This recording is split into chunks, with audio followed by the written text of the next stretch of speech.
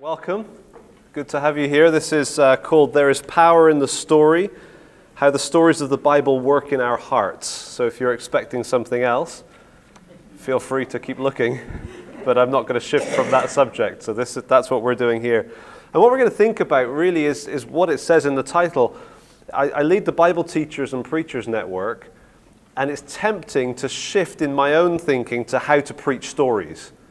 But actually that's not what this workshop is focused on. It's how stories work in us. So in the notes, which you probably have on a phone or something somewhere, there's an appendix at the end, 10 pointers for preaching stories. See, I couldn't help myself. I had to put something in there for anyone who ever preaches. And by preaching, I would include talking to children, small group Bible studies. So I would encourage you to read that page, but I'm going to try to resist teaching that page. Okay, because what I want us to focus on is something that is so familiar.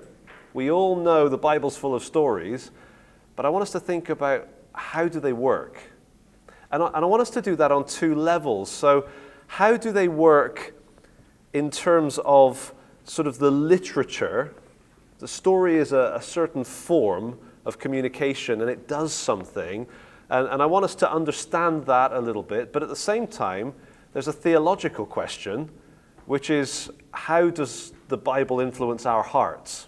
And how do Bible stories influence our hearts? And so, as well as thinking about narrative and so on, I want us to think about our hearts and what God is doing in us as we're spending time in the Bible. So hopefully you'll take this and apply it in lots and lots of ways, but I'm going to keep it focused on the Bible story as I'm reading it myself. As you're spending time in the Word in the morning or whenever you do that, you're hearing a Bible story or you're reading it, what's going on there? And maybe understanding a bit of the mechanics of that might even help for that to be more effective. It might be that you can engage even more with Bible stories. I know that for many people, Bible stories are considered sort of consciously or subconsciously as children's material. Like when you're in Sunday school, you get the stories, but then when you grow up, you get the epistles. And that's half okay. Getting the epistles is okay, but not getting stories anymore is actually a bit of a disaster, okay? Because God has given us an awful lot of them. How many stories are there in the Bible? Or let me put it this way, how much of the Bible is story? A guy called what's his name? Rydelnik, I forget his first name, from Moody. He went through and determined what each chapter was predominantly. So that's a slightly arbitrary way to do it. But he's looking at a chapter and saying, is this mostly poetry, or is this mostly story, or is this mostly discourse, direct speech, like an epistle? And he came to the conclusion it was 68% narrative. It's like, wow, that's pretty high. Now, if you do it in other ways of measuring it, you might say, well, it's 45 or 50%. Whatever way you do it, there's more narrative than there is anything else. Okay, we've got the flowing stories of history in Samuel and books like that. We've got the stories that were told by Jesus a lot, but also Nathan told David a story, and we've got spoken stories as well as the written history. And all of that is written in narrative, mostly. And so there's an awful lot of it in the Old Testament. Obviously, there's sections of law and so on, but really Genesis, right the way through to Esther, predominantly narrative. And even within the prophets, there are narrative sections or narratives like Jonah. And then you get to the Gospels, and it's either accounts of what Jesus did, which are stories, or stories Jesus told, which are stories. We call them parables. Then the book of Acts, more stories. So there's an awful lot of the Bible that if we say stories are for children, we might as well, get the scissors out, because there's going to be a massive reduction. So hopefully, because you're here, you already believe that we should expect the stories to do something for us. So they are the majority literary type, most common type of biblical material. I put in the notes, they're also what I call the overarching or supra-genre of Scripture. What I mean by that is this. You have narratives that function in a certain way, and then you also have other types of literature, predominantly poetry and discourse. You can specify different genres within that, but essentially, in terms of literature type, narrative, poetry, discourse. But narrative doesn't end at narrative, does it? When you go into poetry, Psalms, for example, you're getting a snapshot of often the emotions of the person who wrote it in the midst of their story. Does that make sense? So, David, after the Bathsheba thing, pause. What's going on in his heart? Psalm 51. So it's a poem, but it's part of a story. And in the same way, think about the epistles, the discourse sections. They're all part of a story, right? What's going on in terms of what's Paul going to communicate to that church in the spring of AD 56, I almost said 1956, that was different. In the spring of AD 56, pause, there's the epistle. And that's what I mean, that actually the way we can understand stories is so valuable, not just for the 45 to 70% of the Bible that's story, but actually it's going to be helpful for everything we're reading biblically. Because everything has some story sense to it, some aspect of narrative. Now, why are there so many? Why did God, who obviously, as we believe, inspired the Bible, why did he choose to inspire so much of it in narrative form? People tend to ask that, especially if they're engineers, or people that kind of from a background that relates to epistles, and sort of straight, here it is, boom, boom, boom. But actually, why do we have so much story? And the two thoughts that I just put in the notes there are, firstly, because of the nature of God, and this is really the whole answer. What kind of a God do we have? We don't have a God who is distant and far off and throwing commands at us. All right, if you want a holy book like that, there's other options. All right, what we have is a God who, in his very nature, has a tendency towards incarnation. Right? If you think about that, it's not just that Jesus had to come into the world to do the dirty job of saving us. It was a necessary evil, but it was totally against the nature of God. That would be completely wrong, wouldn't it? The nature of God as a loving, giving, caring, reaching out kind of a God means that it makes sense that the Son of God would come into our world even though it makes no sense. Because that's the kind of God that he is. Richard Sibbes, Puritan, back in the 16th century in England, said that if God did not have a certain kind of spreading goodness, then there would have been neither a creation nor a redemption.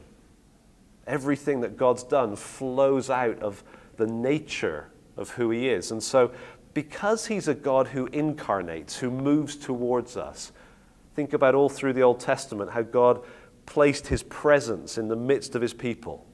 I mean, that's an amazing theme to chase through the Bible, because that's the kind of God he is. The Son of God coming at the incarnation makes sense, but also the Bible coming to us, all the truth of the Scriptures coming to us dressed up in the flesh of real life, just makes sense. It's the kind of book you'd expect from the kind of God that we have. So there's the incarnational nature of God and stories. And maybe this is saying the same thing, but there's the engaging nature of God. God is not a bad communicator. He's not a bad lecturer. Right? If he wants to communicate something, he can do it very effectively. And so when he inspired so much of the Bible to be written down in story form, that was deliberate. There's no mistake. And he did that because he wanted to engage people. Just think about Jesus' ministry. Jesus could have done the most fascinating lectures, couldn't he? You imagine if you went to a conference and Jesus was speaking. And you'd be looking like for the workshop on, creation and the cosmos or something, or, metaphysics or brain surgery. I mean, rocket science, whatever. I imagine he's probably good at all the subjects if figure that out. But instead, what might you get if Jesus was at a conference? Probably what you get on the Sermon on the Mount. Very engaging material, often in story form. And therefore, the engaging nature of stories, the engaging nature of God gives us stories because they are, in some ways, the most effective way to connect with us. And so God's a good communicator with a good motivation, and we should be thankful for that. Okay, so let's just think about stories, or technically narrative, which is the label for what we're talking about. What are the elements? What are the things that kind of constitute a story? I remember when some of my children were younger, obviously they were all younger at some point, but one of my children in particular used to tell me stories that weren't stories. And you might think it's cruel, but I used to tell them that's not actually a story. They say, "Oh, Dad, let me tell you a story from today." And then they'd tell me what happened. And it wasn't a story. And I was like, "I love you, but that's not a story." And they'd look at me, and then I'd explain, and I'd give them a hug, and it was fine. It's not as bad as it sounds. But they would say something like, "So we went to the food shop, and then we came out, and we drove to the library, and then we came home." And I'd say, "Oh, that's cool. That's not a story." If it was a story, you'd come out, and the car would be missing. Because stories have something in them that just an account doesn't have. Okay, so what makes a story? This is basic stuff, isn't it? So I'll cover this fairly quickly. There's a setting. Okay, you can't have a story that's in a vacuum. It's got to be on the ground, if you like. It's got to be in the real world somehow. And so all stories begin with sort of an introductory phrase or sentence if you're in the Bible, or chapter or two if you're in a novel, kind of setting the background. Okay, and so you've got the setting. Historically, was this during the American Civil War, or was this during the Second World War, or was this during the 1990s? Like, where does this story fit historically? There's a geographical setting. You can't really tell the story, any story, without rooting it somewhere. Is this in fairyland, or is this in Italy, or is this in, there's got to be some sort of geographical setting, either implicit or explicit. And then there's a situation. It's not just characters existing. There's some kind of situation that's going on. And so stories will start with a setting. They also have a narrator, somebody who's telling the story. And so when we're reading Scripture, the narrator is very important, but usually invisible. Have you noticed that? Usually the story is told, and you're looking at the story, and you're imagining it like a movie that's playing before you, but you're not watching the person telling it. It's like he's off the stage with a microphone, and he's explaining what's happening. Every now and again, the narrator will step onto the stage and just say, "Oh, by the way," and then give some information. The classic example is the story of David and Bathsheba. Remember that? You read the story, is it chapter 11? You get all the way through it. David has not gone to war when the kings go to war. He's been on the top. He's seen this beautiful woman. He's called her in. She's got pregnant. He's found out about it. He's tried to kill her, or tried to get, with her husband. Ends up killing her husband. I mean, it's a whole mess. But actually, as you're reading it, he's the Lord's anointed. He's the King of Israel. He's the one that has just received the covenant promise. There's a tension even there in terms of, hang on, is this allowed? Can he do this kind of stuff? And so you get to the end of the chapter, and you get this voice that steps forward and says, "And the thing that David did displeased the Lord." Thank you. I thought so. I had that hunch, right? But that's a moment where the writer of the story has to be explicit, but usually he's hidden. He just tells the story, and on it goes. So we want to be sensitive to the narrator. But typically the setting and the narrator are not the big issues in a story, certainly Bible stories. Typically the big issues, the things that constitute story or narrative are characters and plot. It's those two things working together.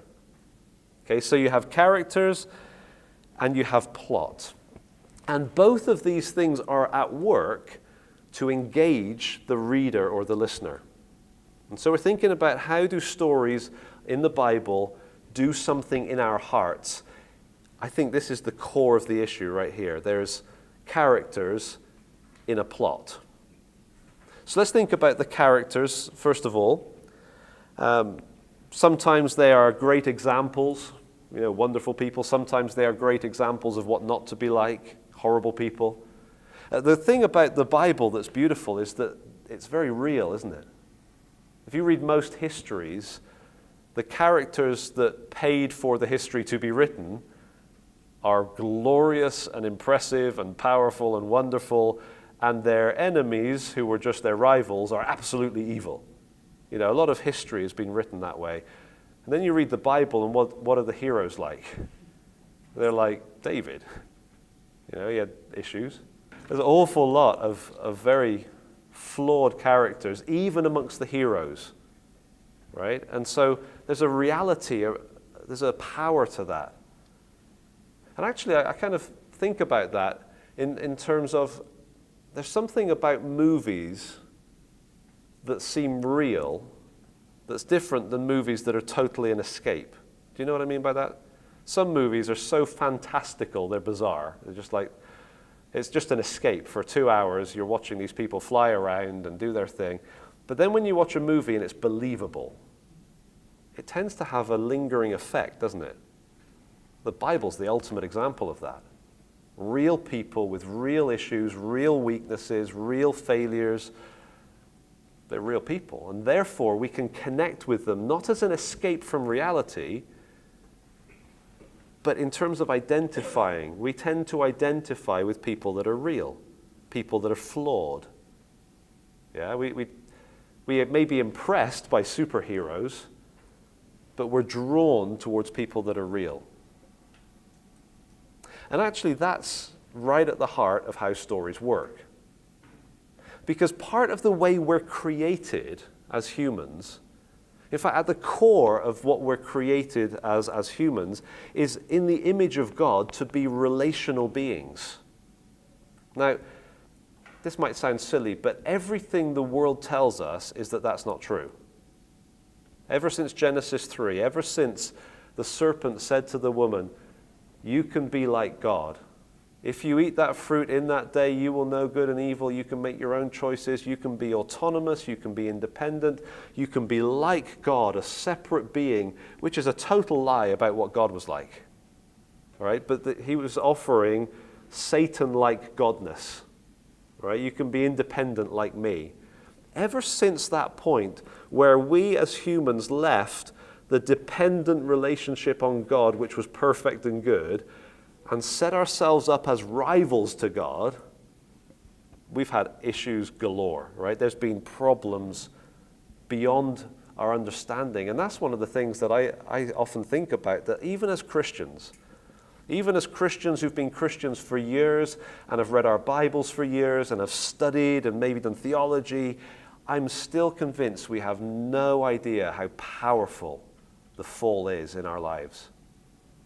It's like a fish in a bowl. It just doesn't know how significant that water is. It's just what it's in.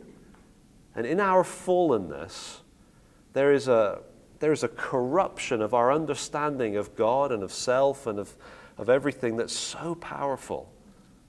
So if we go around with the idea, yeah, I needed to be saved because I once stole something. I stole a biscuit, a cookie from the kitchen, and so I'm a sinner, and Jesus died for me. Now my sins are forgiven, and I'm doing okay as long as I don't steal again. That's incredibly thin, isn't it? The reality is we're not saved from the judgment on biscuit stealing. It's not that we fall a little bit short of God's perfect standard. The reality is that we are absolutely corrupt, absolutely bankrupt. We've got nothing of any value to offer to God, and he saves us. And even as saved people, we're still soaked in fallenness. Which means, and this is kind of getting back to my point, which means that we think that we're autonomous, that we stand alone, that we make our own decisions.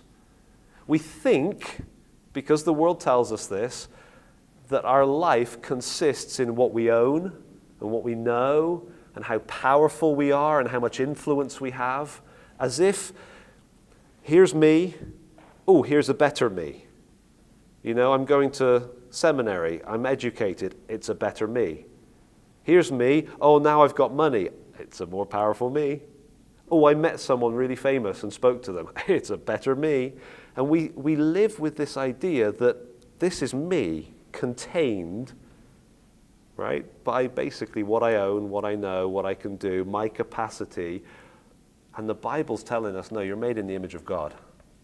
You're made in the image of a God who is a father loving a son, and a son responding to the Father by the Spirit in perfect community before anything existed. If you like, before God owned anything, there was a relational reality to who God is and was, right? That's the Trinity. That's the unique God that we have, and we're made in his image. And yet a lot of us act like we're made in the image of other gods that are all about their own strength, power, education, and so on. So if we're made in the image of a relating God, that means that our interpersonal realities are really important. And actually, even though we're fallen and we're sinful and we make a mess of relationships all the time, isn't it true that we have an innate capacity and a desire for relationship? Even if you believe the lie that life is about what you own and the power you can wield, everybody seems to agree that the greatest joys and the greatest sorrows in life are always in the context of relationships. Isn't that true? You know, you work and you sacrifice and you get the car and then you scratch the car and you feel terrible about scratching the car, but you get over it. But when you lose the spouse in order to earn the money to get the car, that marks you forever. When the children don't want to be with you because of the whole car thing or whatever, that's a wound that never fully heals. Because at the core of who we are, we're relators. And we haven't got time to develop this, but at the core of relationship, it's not our brains, it's our hearts. Technically, it's not the pump in our chest, it's our responsiveness to others. Have you noticed that in this specific sense, you are an expert? Okay, you might feel, I don't know, some people come to ELF and feel totally inadequate and, you know, like, well, there's so many clever people here, and they feel like they're a total mess. But I tell you, here's a way in which you're an expert. You can interact with another human being with all of the complexity of who they are, and before you have time to think about it, somehow you're either drawn to them or you're repulsed by them. Isn't that true? You don't sit there and think, oh my goodness, I just spent an hour with this person and I'm trying to figure out if I like them or not.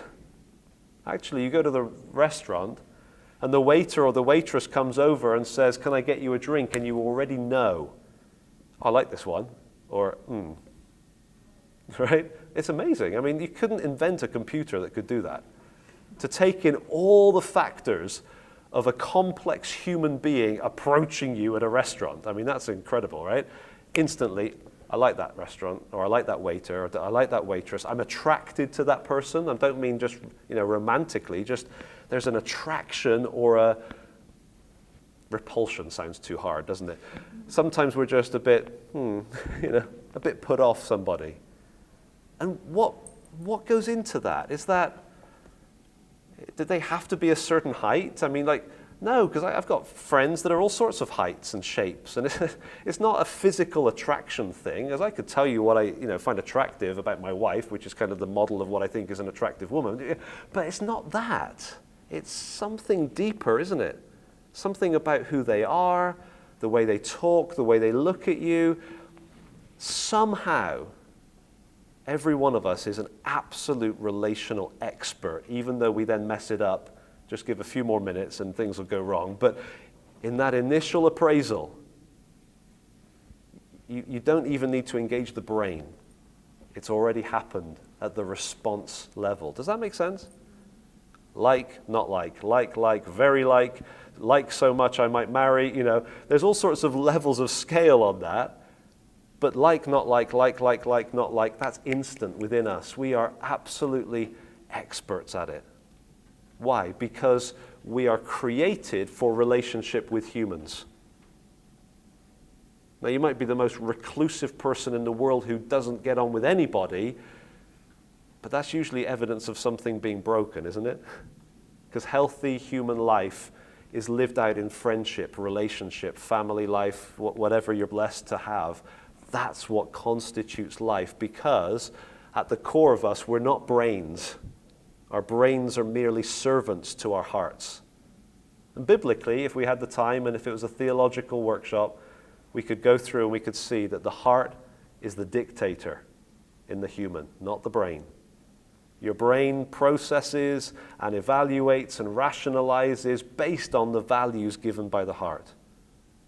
Which is why when you walk through the line to get the food here, you're able to rationalize why you've ignored all of those many, many versions of sprout. Onion sprouts I saw yesterday. I was like, wow, who would take onion sprouts? Because for me, that's like, ooh. And yet, even in all my desire to be healthy, because I really want those little white floury things with sugar on the top with some Nutella, I'm going to rationalize why I have that, but it's not because my brain's in charge, it's because my heart's in charge and I really like them, right? And other times I do take some sprouts, not the onion ones, that's a bit weird, but I do take sprouts. Why? Because I know those are incredibly healthy. That's not a no thing, it's a I love to be healthy. And so we do what we want. We're want-driven creatures. And that shows itself more than in anything else in our response to humans. So come back to the idea of a narrative. What happens when you start reading a narrative or hearing a Bible story? As soon as there's enough information to start to paint a picture of a person, you're drawn to them, or you pull away from them. You either like them or you don't. You either want them to succeed or you want them to fail. Isn't that true? It's certainly true with movies, isn't it? I remember years ago, this is kind of a silly and slightly pointless story, so I'll keep it short, but I remember years ago, my friend and I decided to watch this film. I think we bought it cheap. It was a terrible film. It was called LA Street Fighters. All right, so you can imagine, you can already probably figured out the whole plot. But we're sat there, and as the film started, within 2 minutes, he said, all right, I'll be him, you be him.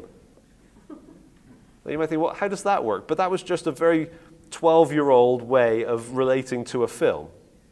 Right? Already he's seen two guys in this film. They're obviously going to be fighting someone somewhere, and so it's going to be interesting to see who wins the fight. And so we're two 12-year-old boys. I'll be him, you be him. I said, that sounds fine by me. 10 minutes later, his character died. Now, I don't want to celebrate death, but that was pretty funny. Right? Because start of a film, you expect an hour and a half of character. And his was an extra. Mine was the hero. So I was like, okay, that's it, I win. But isn't that, in a 12-year-old childish way, what we do with every film we watch? I like that person. Or I don't like that person. I want that person to succeed, or I want that person to fail. And you know, it's so powerful with movies that you can be watching something that is absolutely opposed to everything you believe. And what do you find yourself doing? Wanting, cheering, hoping that that poor man can have that affair with that beautiful woman because it's just so romantic. Now, press pause and stop and have a little conversation about your view of marriage. You'd say, oh no, affairs are completely wrong. You know, he should go back to his wife. But when you're watching it, you're gripped, aren't you? And don't you ever find yourself kind of go, I probably shouldn't watch this because I'm so drawn in. I'm already wanting something to happen that I know shouldn't. That's the power of a story. It's not a case study of, oh, look what happens between humans. We're walking in their shoes. We're walking alongside them. We're we're feeling the story, because stories don't just convey information, they grip us at the heart level. And so as you read a Bible story, the characters in it, even with very little information, will either draw you towards them or push you away in some way. So identification is a massive reason that Bible stories affect us. I suspect you don't like Jezebel. Right? The Bible's pretty good at painting her a certain way. We did a Bible study recently, not the latest one, but a few months ago, and we were looking at Judas in John 13 and the whole Judas story, and it was interesting to see people suddenly for the first time go, hang on a minute, I almost feel sorry for him. Because the normal response is, boo, Judas, don't like him. But spending a bit of time wrestling with the text, there were people that were going, oh, I feel sorry for him, but I don't think I should. And there was a wrestling going on. Stories engage us. Doesn't matter how intelligent we are, doesn't matter how sophisticated we are.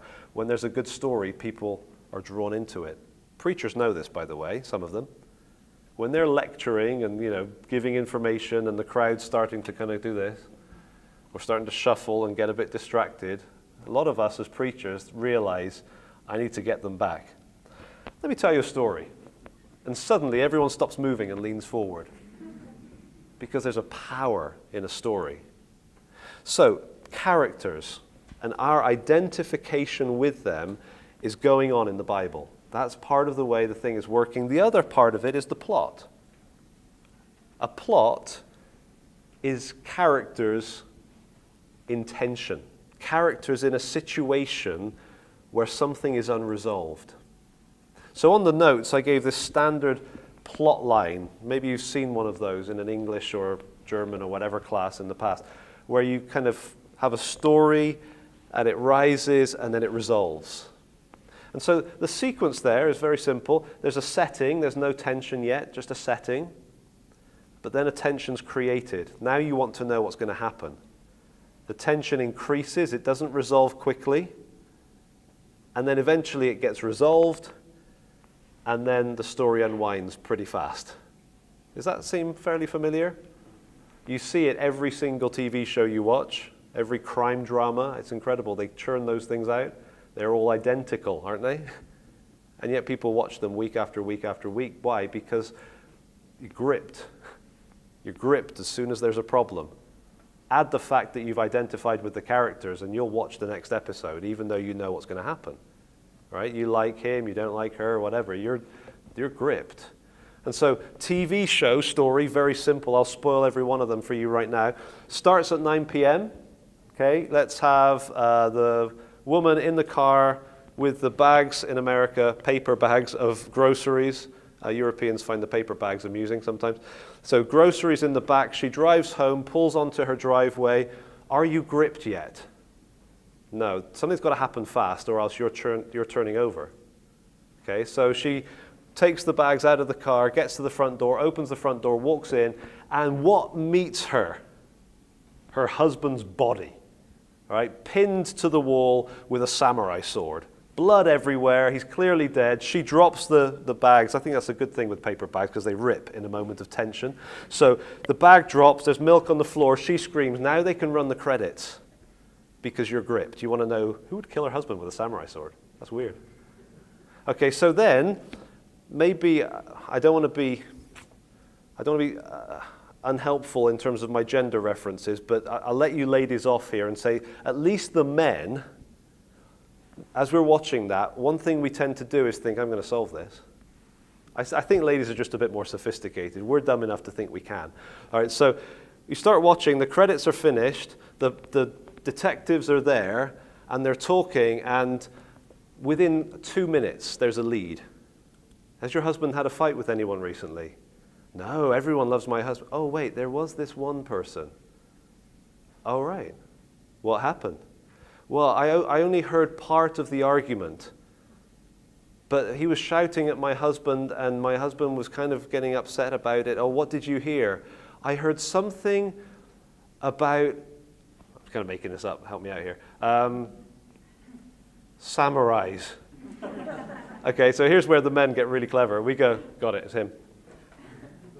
I should be a detective, right? It was clearly the guy who was arguing about samurais with the husband who's dead with the samurai sword. So you continue watching, waiting for them to catch up with your brilliance, and what happens? 10 minutes later, they've got the guy in questioning, and he's got a perfect alibi because he was at the samurai arts display in town. And then you feel a bit deflated because you think, oh man, I thought I was good at this. And then somewhere between past and 10:02, there's going to be new information that you never had at the start. So there's no way you were ever going to get it, by the way. But there's new information that comes out, and then there's a new lead. And just when you think it's that person, it's not. But his brother is, a known samurai assassin type or whatever it is. And you go, oh, amazing. And then it's resolved because he's arrested, and the thing finishes really fast. Usually the detectives kind of, patting each other on the back, or the police officers changing into normal clothes, and it's done. There's not much story to tell, hopefully, in the locker room. That's a story that repeats week after week after week on every channel, and people pay millions to advertise in the breaks because they know millions will be watching. It's ridiculous, isn't it? Man, I feel guilty for the time I've wasted learning that stuff. So that's how stories work. What about Bible stories? Same thing. There's going to be a setting, there's going to be a tension. The tension isn't going to resolve instantly, but once it does resolve, you're going to go, oh, and then it's going to finish and move on.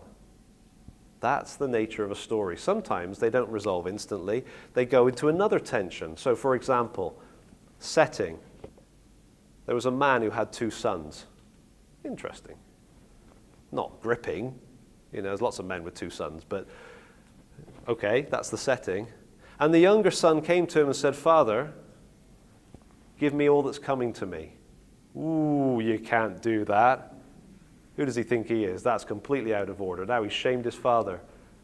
Is he going to slap him, put him in his place, tell him to stop, go home, get some work, just like your mother? Like, what's he going to say to this child? He gives him what's coming to him. Whew, wasn't expecting that. And the son goes off and takes everything pretty quickly, fire sale. He would have sold resources, assets. He was gone. He's gone away into the far country. End of story. That would be a rubbish story, wouldn't it? Because it's got to be resolved. And so he goes off and he's hiring himself out after all the money's disappeared, because that adds to the tension. He had money at least. Now he hasn't even got money. So he hires himself out, and he's in the field feeding the pigs. And he's so hungry, he wants to eat what the pigs are eating. So if you're Jewish, you go, oh, that's gross. And he wants to eat pig food. But the person who's hired him said, hey, you work for me for room and board, but there's no board, just room. So he's got a place to sleep, but no food, and he's starving to death in this famine that's happening. I mean, you feel the tension rising, right? Just tension. There's famine, there's loss of money, there's working with pigs, that's gross. And eventually he comes to himself. Is that the resolution point? I don't think so. He comes to himself and he has a plan. I can go to my father and I can say to him, after all, my dad's workers get paid properly. Important fact. So if I go to my father and I say to him, I've sinned against heaven and before you, I'm no longer worthy to be called your son, make me one of your hired men, I could get a job. I think that's honestly what's going on there. And so he comes home in order to get a job, to earn money, to pay off his debt, to resolve the problem and keep himself free from his father. Or to earn money to leave and go away and live the life again that he wanted. So how's this tension going to be resolved? Because it's not resolved by him coming back. How is it resolved? It's not resolved by him. It's resolved by his father. His father's looking for him. He runs to him. He humiliates himself in front of all the villagers, falls on his neck and showers him with blessings, or just credit cards and rings and shoes and stuff, right? And he just blesses his son ridiculously. And the son doesn't finish his speech. He says, Father, I've sinned against heaven and against you, and I'm no longer worthy to be called your son. And if he was going to say something else, I don't think he would say, give me a job. I think at that point he would say, what are you doing? What's all this? What are you doing? Why are you being so gracious? And so he's brought back in, and he's there, and they're partying, and they're celebrating, and the music's playing, and the credits start to roll, and you go, that was a great story. Oh, wait, there's 7 more verses. Because there's an older brother. And he's been out in the field, and he comes in, and he hears the music, and he asks one of the young boys what's going on. Your brother's come home. He was lost and he's found. Woo, they're partying to celebrate. And he is angry. And instead of coming in and being with the father and sitting at his side and leading the party, which would have been his role as the older son, being sort of the host of everything, he stood outside with his arms crossed and his face like thunder. And everyone knows it, and the father knows it. And the question is, what's the father going to do now? He's being shamed by his son. And so the father could save face and get him dragged in, or, just do something to him, laugh it off. But no, the father goes out and he begs him. I think he kneels down maybe in front of him, just pleads with him to come in to that party. And the son's angry. All these years I've worked for you, and you haven't even given me a goat so that I could go and party with my friends. But when this son of yours, who's spent everything on prostitutes, comes back, you kill the fattened calf for him. He's angry, and he thinks that somehow he deserves something, and that one doesn't. And the father pleads with him and says, look, everything that I have is yours. I'm always with you. And there's this plea, and it's left hanging. Now, what is that for a plot line? Man had 2 sons. Give me everything that's coming to me. That's tension. He goes away, famine, etc. Pigs, oh my goodness, it's getting worse, it's getting worse. He's coming home. Is he going to get a job? That's weird. What's going to happen? And then the father shows astonishing grace. Woo, that's amazing. And just as it's starting to resolve, the older brother shames the father. Tension. And then they argue, if you like. They talk it through. The tension rises and the tension rises, and the father's begging him. And will that demonstration of grace win the older son's heart? Chapter 16, new story. And you go, well, hang on a second.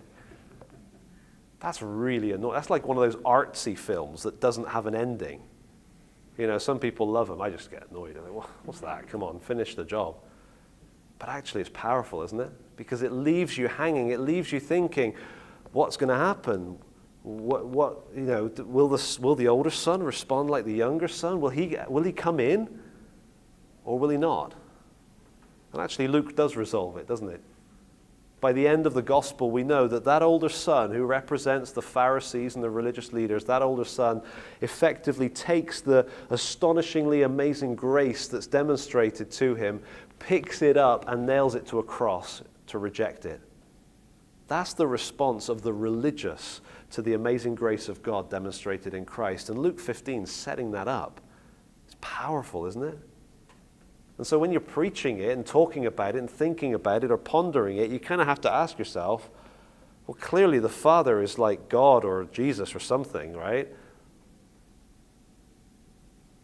Am I like the younger brother, or am I like the older brother? Because I think as you go through that story and you imagine it, somehow your heart is leaning in towards one of them. You might say, oh wow, I have been just like that younger brother. The things I've done, the places I've been, the regrets I have, my goodness, that's me. It's like that's me in the story. And the grace of God just grips you and thrills you and does something. Why? Because there's that heart connection. Or you might read it and go, you know what, I feel sorry for the older brother because I can totally relate to that. I've been good, and I haven't received what I deserve. Whew, hang on. Isn't it easy to sound like a Pharisee? Isn't it easy for that older brother to rise up within us? And I think the power of that story is 2 things. One, I connect to both. How about you? In some way, don't you see that a little bit of both brothers in your own life? And yet the grace of God is shown, the humiliation of the grace of God is shown towards both. But the real power is that it's not resolved and it's left hanging, and it leaves you with this question: how will I respond? How do I respond to the grace of God shown to me? So you see, the plot in that case is a rising tension resolved and into another tension unresolved. It's a bit more complicated, but the real issue is still the same. It's characters in tension, characters in a plot. but those characters are somehow so believable. Even if you've never lived in a village in the Middle East 2,000 years ago, which I suspect you haven't, even so, you can relate to that. The rebellion or the self-righteousness. That's the way a story's working. By identification that draws us in through the tension so that we walk with them. It's almost like in the screen that is inside our hearts, the movie is forming as our imaginers are turned back on again, and we can imagine it and we can see the characters. But eventually you kind of get a bit confused because you start seeing your face instead of theirs. Do you see what I mean? It's not just a fascinating case study. It's speaking to us. And so that's how Bible stories are working. And so when I get to the next page in the notes, I say, okay, so what do we do to that? How do we preach the stories to our own hearts? Hear and feel the story. Slow down enough to allow the images to start to form. When you're reading through a story, don't just race past it at 1,000,000 miles an hour, but slow down and picture it in your mind. Maybe you can picture it naturally. Your mind goes to sort of a Middle Eastern scene and you can imagine that setting. Great, watch that movie. Maybe you automatically put it into today's terms. That can work too. You've just got to be a bit careful, but however it is that you see it, let the text be informing what you're seeing. And actually, I think that's what's so powerful about the Bible is that we slow down and we notice details. Every time we come back around to the same story, we see and we feel the difference and the little nuances. And, I never noticed that before. Oh, that's interesting. And the story, the movie that we're watching becomes clearer and clearer in our own hearts. And I said on the notes there, trust the storyteller. What I mean by that is every word is there on purpose. Every detail's there for a reason. Okay, it's not just there as an aside. It's there to move you forward within the story. Classic example. I suppose I just preached this recently. Zacchaeus. Remember the story of Zacchaeus? Jesus was passing through Jericho. Okay. There was a man who wanted to see him. His name was Zacchaeus, not gripped yet. But then we get some detail. He was a tax collector. Ooh, this is getting juicy. Chief tax collector. He was rich, you don't say, and he was short. Oh, that's an interesting detail. Now you might go, I totally relate to that. I'm a tax collector and I'm really short. Or you might be like me and think, I'm neither a tax collector and I've never been short. Whatever, but it's now a real person, right? You can start to imagine him. He's short, he can't see Jesus, he's ridiculously rich. How has he got rich? Basically by stealing from his people. So there's a tension here. What's going to happen? Perfect Jesus, nasty little Zacchaeus. And so Zacchaeus is so desperate to see Jesus that he runs on ahead. It's helpful to have some cultural awareness, and that's where over time the Bible becomes more and more colorful to us. Middle Eastern men don't run. That's not normal. And so for the Father to run to the Son is a very important detail in Luke 15. For Zacchaeus to run on ahead is very important because it means lifting up the skirts of what he's wearing, he's bared his legs like his knees are showing. It's very humiliating, but he really, really, really wants to see Jesus, and he's running. So much so he climbs up a tree, which I imagine is difficult in a skirt, right? So he climbs up a tree, and he's hiding in this tree, and Jesus is coming along. And if you at that moment, if the phone rings, do you go, oh, well, I don't care? You go, oh, I want to know what happens. You're gripped because there's a tension. And so Jesus comes along and Jesus looks up and he looks and he points and he calls his name and the tension goes through the roof like, oh my goodness. Because here's an interesting thing, that if you ponder it enough, you get more and more details coming to life. You might say, well, hang on a second. If running and climbing is so radical for a Middle Eastern man, why doesn't he do the obvious? Push through the crowd. Right? Kids know that. They don't have to go to school to learn that. If there's a crowd and there's a procession, they push through. They get to the front. They get the best seats in the house, right? Why doesn't Zacchaeus act like most children? So he doesn't want to kind of make a thing of himself, partially because of the tension with the people. They're not going to let him. Zacchaeus is behind you, don't let him see. They're going to kind of lock themselves out a bit. And if he pushes his way through the people he's been stealing money from, what do you think they're going to do? It's not a children's Bible story here. This is reality. What do you think they would have done? I think they'd stab him, honestly. Jericho's full of fruit farmers. They'd all have little penknives for, cutting fruit off trees and stuff. I think they would go, oops. Job done, and little Zacchaeus in a pool of blood. I mean, they don't put that in the kids' Bible stories. Maybe that's a thought for the future, William. But there he would be lying in a pool of blood, and he probably wasn't planning that. So he ran on ahead and he climbed a tree, which means he does not want to be seen. Which means when Jesus gets there, because he'd be hiding in the tree, he wouldn't be like, woo, waving at Jesus. He's hiding in the tree, and Jesus points up and says, Zacchaeus! What does the crowd do now? Maybe laugh. They all see him. They know where he is. Zacchaeus is in a tree. Right, let's go home. Not likely. Zacchaeus is in a tree. I've got to see this. And a crowd gathers. And what begins as, ha, ha, ha, what does that turn into when there's hatred in the heart? It becomes angry.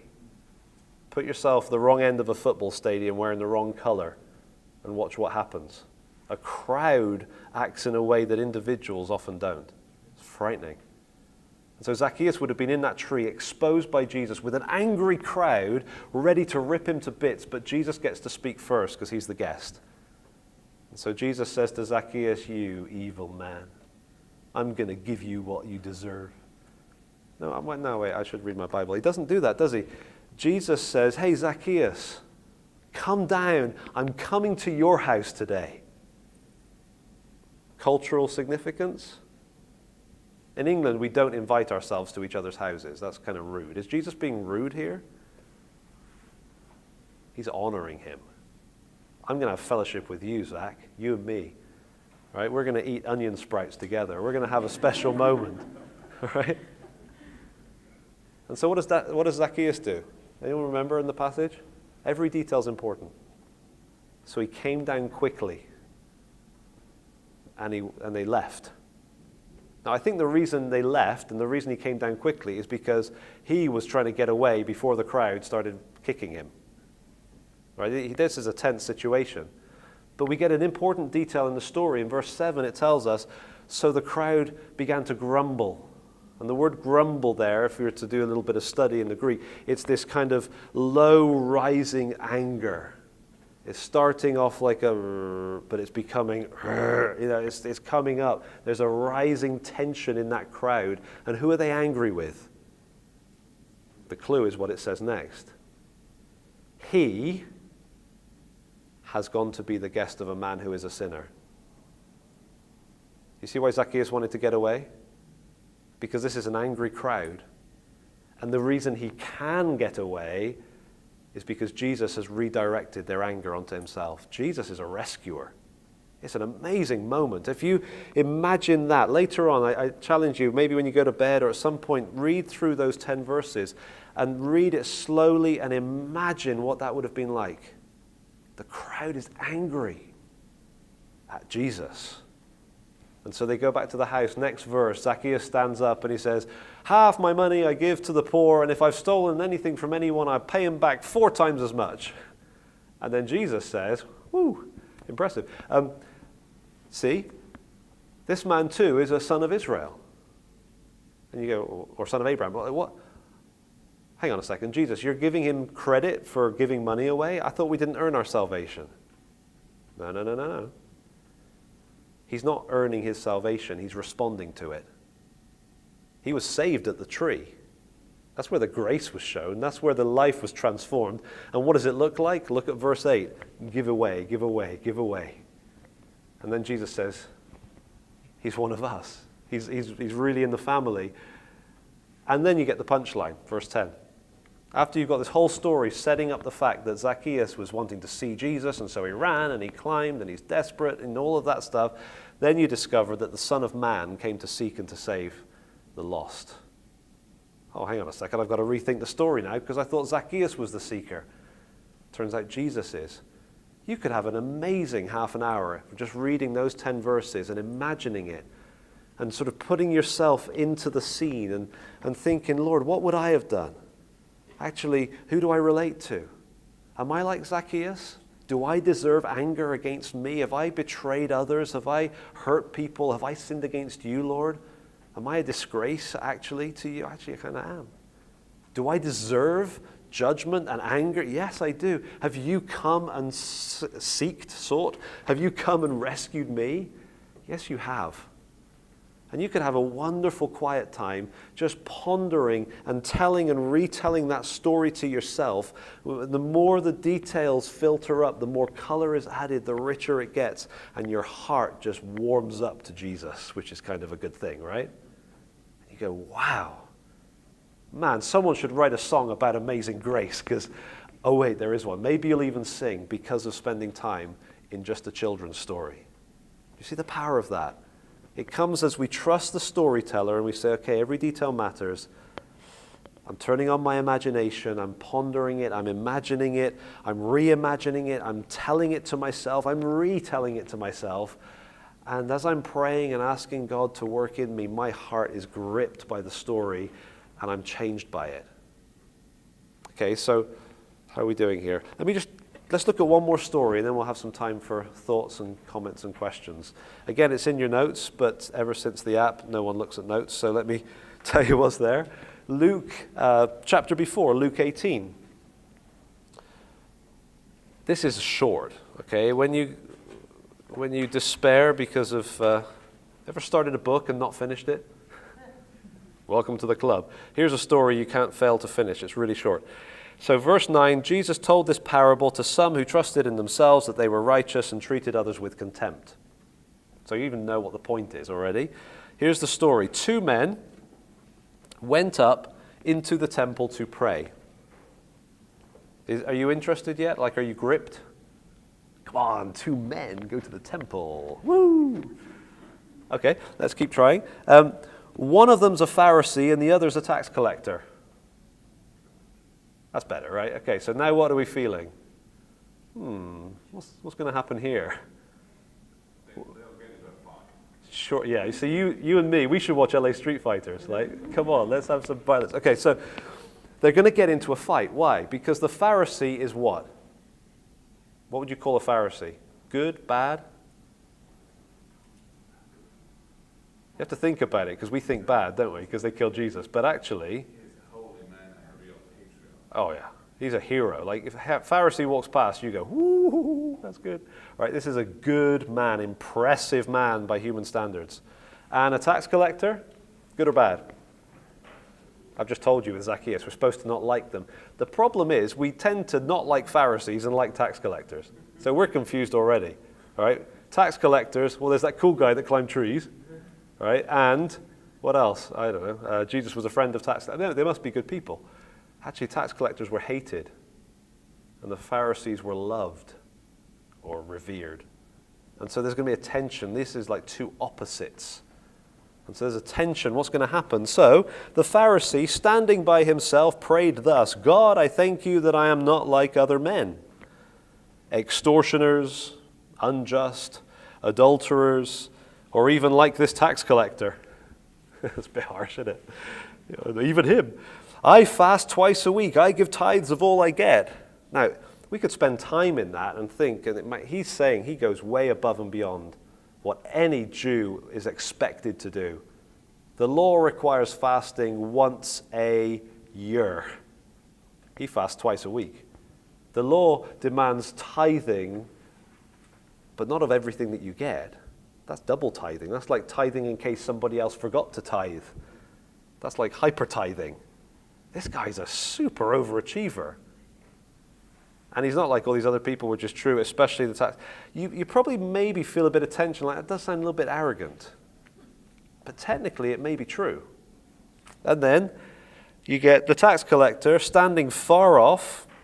He would not even lift up his eyes to heaven, but he beat his breast, banging his fists against his chest, which actually is kind of a woman at a funeral thing to do in that culture. But he's saying, God, be merciful to me, a sinner. Okay. There's a prayer meeting. There's the arrogant prayer. And there's the, I need help, God, I'm such a sinner.